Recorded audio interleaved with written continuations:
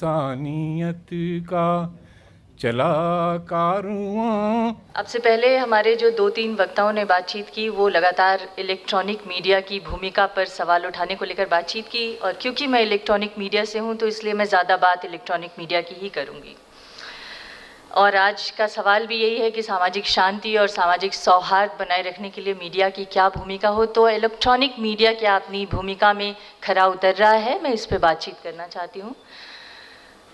अगर सामाजिक सौहार्द और सामाजिक शांति के मुद्दे पर इलेक्ट्रॉनिक मीडिया की भूमिका को देखें तो कभी कभी ये सवाल बहुत आसान लगता है और कभी कभी बेहद चुनौतीपूर्ण लगता है। सवाल आसान इसलिए लगता है क्योंकि आए दिन इस तरह की खबरें आती हैं और हम लोग खबर दिखाते हैं, उस पर चर्चाएं भी करती हैं और फिर आगे बढ़ जाते हैं। लेकिन जब मैं आत्मविश्लेषण में गहरे उतरती हूँ तो मुझे ये सवाल बहुत चुनौतीपूर्ण लगता है। और चुनौतीपूर्ण इसलिए लगता है कि जब मैं सोचने लगती हूँ कि क्या हम अपनी संवैधानिक जिम्मेदारियों को निभा रहे हैं, तो मुझे चुनौतीपूर्ण लगता है। जब मैं ये सोचती हूँ कि क्या हम सामाजिक सौहार्द बनाए रखने की तरफ आगे बढ़ रहे हैं, तो फिर मुझे ये चुनौतीपूर्ण लगता है। जब मैं सोचती हूँ कि क्या हम हाशिए पर खड़े हुए लोगों के आवाज़ को दिखाने में सक्षम हैं, तब भी मुझे ये चुनौतीपूर्ण लगता है। और जब मैं ये सोचती हूँ कि क्या हम अपनी खबरों की प्रामाणिकता को लेकर सतर्क हैं, तब भी ये मुझे चुनौतीपूर्ण लगता है।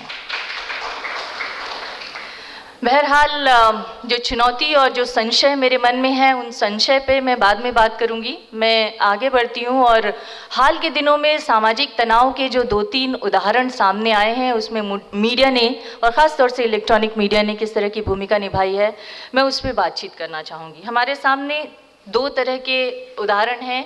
एक तब जब इलेक्ट्रॉनिक मीडिया ने सकारात्मक भूमिका निभाई और एक तब जब इलेक्ट्रॉनिक मीडिया सवालों के घेरे में आई।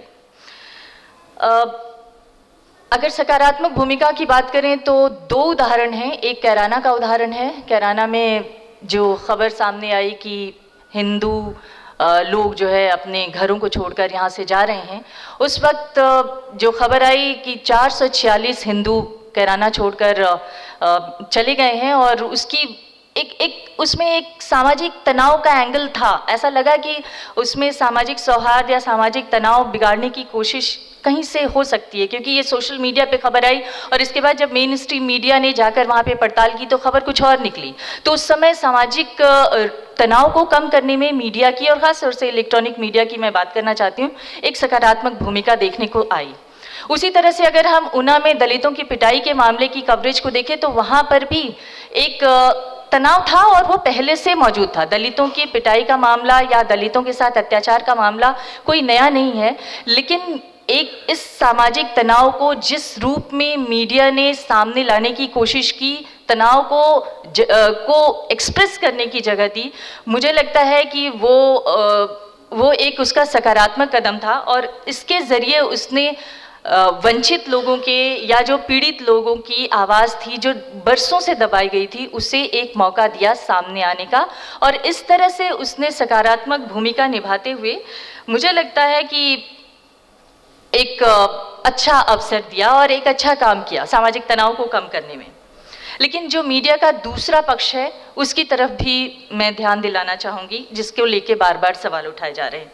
महिलाओं के खिलाफ अपराध की घटना हो, या फिर मुस्लिम महिलाओं के ट्रिपल तलाक का मुद्दा हो, या फिर कश्मीर और मुस्लिम युवकों के अधिकार का और उनके ऊपर हो रहे अत्याचार का मामला हो। जब भी महिलाओं के ऊपर हो रहे अत्याचार का मामला आता है, हम आए दिन खबरें दिखाते हैं कि इस बलात्कार की घटनाएं हुई, रेप की घटनाएं हुई या महिला के साथ किसी तरह के अत्याचार की घटना हुई, लेकिन उस घटना की तह में हम नहीं जाते और ये भी नहीं बताते लोगों को कि दरअसल महिलाओं के अधिकार क्या हैं, किस तरह से वो अपने अधिकारों को हासिल कर सकती है। जब हम महिलाओं के अधिकार की बात नहीं करेंगे, सिर्फ महिलाओं के ऊपर हो रहे अत्याचार की बात करेंगे, तो हम खबर को अधूरा दिखाते हैं। महिलाओं के संवैधानिक अधिकार दिलाने की बात भी हमें करनी चाहिए और यहाँ पे मुझे लगता है कि हम कहीं पीछे छूटते हैं।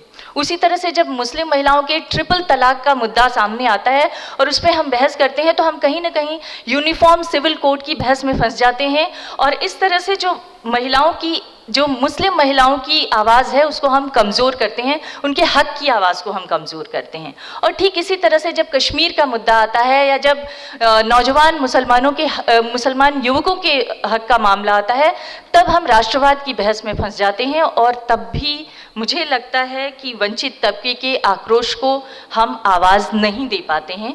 और ये एक मीडिया का दूसरा पहलू है जिसकी तरफ अभी शारदा साहब संकेत कर रहे थे।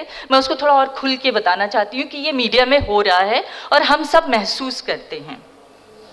तो इससे जब हम आक्रोश को आवाज़ नहीं देते, जब वंचित तबकों को अपनी आवाज़ रखने की बात या प्लेटफॉर्म नहीं देते हैं, तब कहीं ना कहीं समाज में तनाव बढ़ता है। तो मीडिया हालांकि कुछ हद तक अच्छा काम कर रहा है, लेकिन कहीं पे वो अपनी जिम्मेदारियों से लैग भी कर रहा है।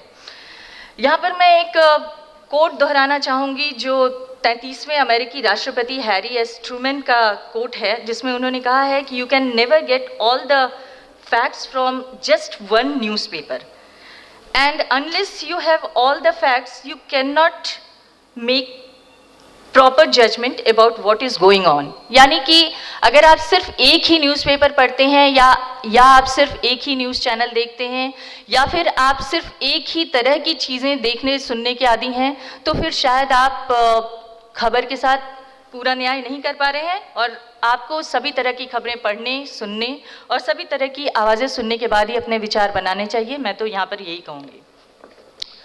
अब आगे बढ़ते हैं। जिस संशय और जिस चुनौती की बात मैंने की उसका जिक्र मैं करना चाहूँगी, क्योंकि आजकल मीडिया की खबरों की प्रामाणिकता को लेकर सवाल उठने लगे हैं। तो मुझे भी लगता है कि जितनी इलेक्ट्रॉनिक मीडिया पे खबरें आ रही हैं, क्या वाकई उन सब चीज़ों को, उनके तथ्यों को परख कर सामने ले आया जाता है कि नहीं।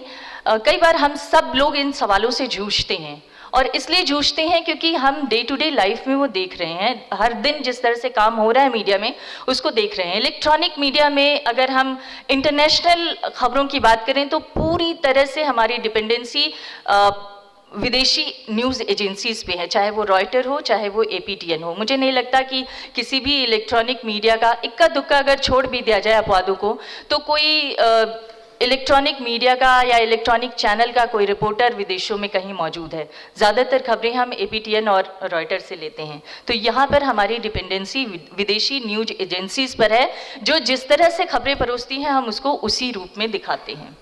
और दूसरी अगर हम नेशनल लेवल पे अपनी खबरों के कलेक्शन की बात करें तो नेशनल लेवल पे भी हम 3-4 तरह से खबरों के लिए डिपेंडेंट हैं। ANI, PTI जो हमारी नेशनल न्यूज एजेंसीज हैं वो तो हैं ही, उसके अलावा बहुत कम ऐसे इलेक्ट्रॉनिक मीडिया हैं जिनके अलग अलग राज्यों में, अलग अलग इलाकों में, ज़िलों में ब्यूरोज़ हैं। तो हम वहाँ पर, क्योंकि हमारे पास रिपोर्टर नहीं है अपने, तो हम वहाँ पर स्ट्रिंगर्स के भरोसे अपना काम चलाते हैं। और दूसरा, आजकल एक और नई टेंडेंसी देखने को मिली है कि सोशल मीडिया पर अगर कोई खबर आ रही है और कोई खबर ट्रेंड हो रही है तो उसको भी हम उठा के खबर बना लेते हैं। तो जब इंडिविजुअल्स के हाथ में चली जाती है खबर, तो फिर उसकी सत्यता प्रमाणित करने का कोई आधार नहीं रहता। और कई बार हम उस सोशल मीडिया पर चलने वाली खबरों के ट्रेंड को देख के खबरें बनाते हैं और इसलिए हमारी प्रामाणिकता खतरे में आ जाती है। मुझे लगता है इसकी तरफ हमें ध्यान देने की ज़रूरत है। इसके अलावा संशय तब भी उभरता है जब मीडिया में हम देखते हैं कि वैचारिक लॉबिंग हो रही है। ये भी आजकल एक बड़ा ट्रेंड है कि कोई एक विचारधारा हावी हो रही है मीडिया में और दूसरी विचारधारा के लोग या दूसरी विचारधारा को अगर हम स्पेस नहीं देंगे तो फिर कहीं ना कहीं संशय होता है कि क्या ये खबर पूरी तरह से प्रामाणिक है या खबर को जिस रूप में दिखाया जा रहा है वही असली रूप है, वही असली खबर है, या इसके पीछे कुछ दूसरा पहलू भी हो सकता है। तो जब वैचारिक लॉबिंग या वैचारिक धारणाएं हावी होती हैं तब मुश्किल आती है। और तब कभी कभी ऐसा भी होता है कि दूसरे पक्ष को या रिपोर्टर को या एंकर को दूसरी लॉबी का, किसी पॉलिटिकल पार्टी से जोड़कर देखने का या विकास विरोधी बताने का या देश विरोधी बताने का भी मुहिम चला दिया जाता है। तो ये भी एक संकट है इलेक्ट्रॉनिक मीडिया में जिसको हम सब झेलते हैं। ऐसे कम लोग हैं जो इन सब चुनौतियों को पार पा के भी डटे हुए हैं, ऐसे बहुत कम लोग हैं, और जो लोग हैं उनको मेरा सलाम। मुझे लगता है कि मैं अपनी इस स्पीच के आखिरी चरण में यही कहना चाहूँगी कि lack of information can at any stage of a conflict make people desperate, restless and easy to manipulate. मुझे यही कहना है कि हमें लोगों को रेस्टलेस होने से, डेस्परेट होने से और मैनिपुलेट होने से बचाना चाहिए, और इसके लिए हम जितना भी एफर्ट कर सकें करें। नमस्कार।